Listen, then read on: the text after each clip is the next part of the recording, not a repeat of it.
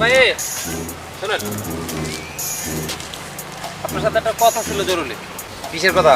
আমাদের ওই যে বাজারের পাশে যে স্কুলটা না, কুমোর স্কুল? হ্যাঁ, স্কুলের পিছনে যে এক ভাই থাকতো, যে অনেক আগে কথা হইতো, দেখা হইতো, যে এখন তো আর দেখা যায় না। মোটা করে যে লোকটা? হ্যাঁ, তো পরে দিয়া ম্যাডামের পিছনে একটা কথা বলতে চাইছিলাম তার সাথে।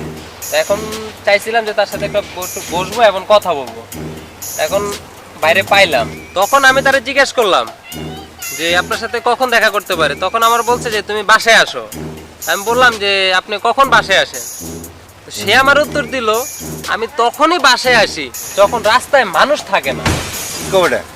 এটা কি করে সম্ভব? এখন এটা তো আমার মাথায় কাজ করতেছে না যে সে কি এমন যে যার জন্য সে তখন বাসায় আসে যখন রাস্তায় মানুষ থাকে না।